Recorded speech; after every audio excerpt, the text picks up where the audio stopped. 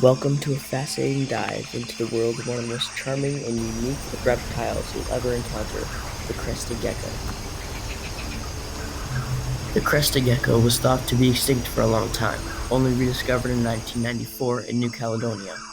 This rediscovery wasn't just about finding a new animal, it was about gaining access to a unique genetic blueprint, a genome, that had been hidden from science. Like all living things, their traits are encoded in their DNA, a long double helix molecule found within the nucleus of every cell. Their DNA sequences hold the instructions for everything from unique crests to their ability to climb glass. In both geckos and humans, the nucleus houses the DNA, which is organized into chromosomes. The fundamental process of gene expression, where DNA is transcribed into RNA and then translated into proteins, is largely conserved. However, the number and arrangement of chromosomes and the specific genes they carry are vastly different. Crested geckos, for instance, have a different number of chromosomes and unique gene regulatory networks that allow for them to develop scales, regrow certain tissues, and adapt to colder body temperatures, which are very different from our warm-blooded mammalian systems. An important function of the crested gecko is their ability to quickly drop their tail. This is a defense mechanism against predators. Lysosomes play a critical role in the controlled breakdown of tissues at the autonomy plane, the specific breakpoint in their tail. This is a highly regulated process of programmed cell death, or apoptosis, which is facilitated by lysosomal enzymes. While humans also have apoptosis, the gecko's rapid and clean tail detachment is a highly specialized use of this cellular machinery. Another important difference between humans and crested geckos is their mitochondria. These are often called the powerhouses of the cell, responsible for cellular respiration, generating ATP, the energy currency of life.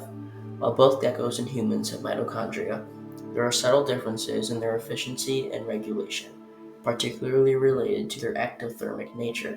Geckos rely on external heat sources to regulate their body temperature, and their mitochondrial activity can fluctuate more widely with ambient temperature compared to our own tightly regulated internal temperature. This flexibility in energy metabolism is a key adaptation for reptiles.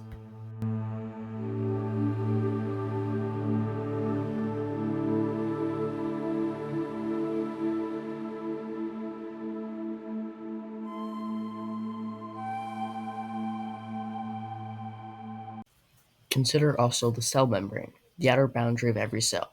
While the basic structure of a phospholipid bimembrane layer is conserved, the proteins embedded within the gecko's cell membranes can vary.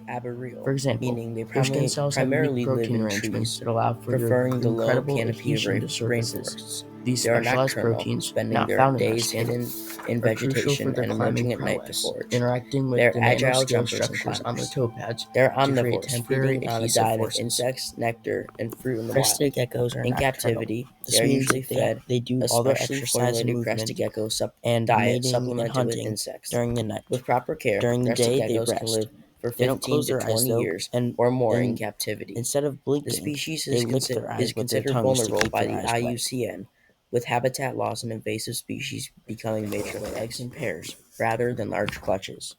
A female can lay a clutch of 2 eggs every 30 to 45 days throughout a breeding season, which can last for 8 to 10 months.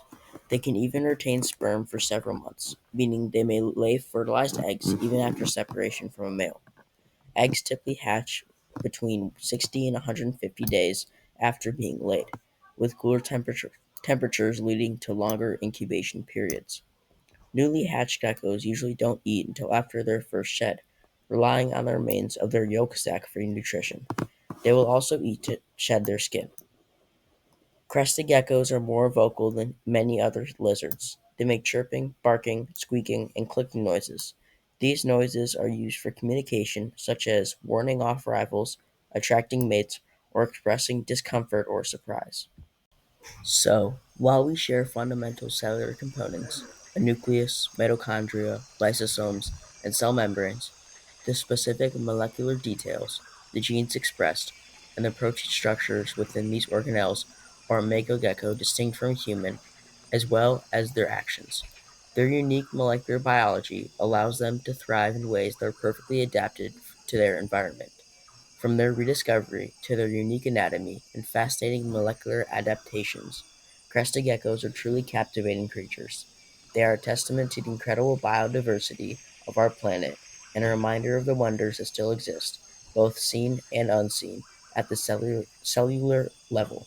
Thanks for joining me on this exploration of the amazing crested gecko.